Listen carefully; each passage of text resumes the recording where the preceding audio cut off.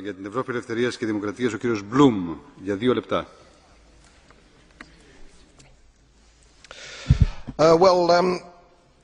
I'm a baby boomer. I was born just after the war. We've probably had the longest period of peace and prosperity globally, I would say, from that time. I've put a little bit of modest money away so I can hand something down to my family when I pass on, largely because I've never spent more money than I've earned, and I've been prudent, and I've worked moderately hard. Now, it always seems to me as a complete surprise to politicians how countries get in debt. Let me explain, because I don't think you really understand it. It's because politicians consistently spend more money than they raise in taxation, more money than they can possibly raise in taxation, most of which, in point of fact, they actually waste.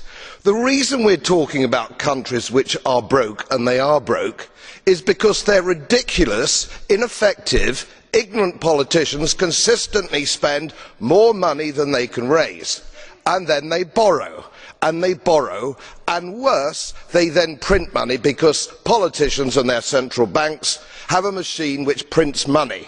You do that as a private citizen, and it's a criminal offence. You would go to prison for doing that, and politicians and their central banks do it all the time. Let me explain to you that these countries are broke, and they're broke because of their own stupid leadership and politicians, and it's immoral to ask ordinary taxpayers of any country to pick up the tab for failed politicians and failed banks.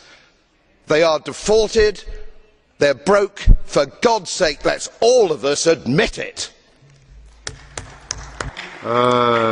Κύριε Μπλουμ, έχετε μία μπλε κάρτα από τον κύριο Goebbels. Δέχεστε την ερώτηση? I'm afraid I can only take one. Sorry, Mr. Brok, I can only take one blue card for every question. I apologize. Mr. Goebbels was first. You accept the question? Mr. Goebbels, 30 seconds.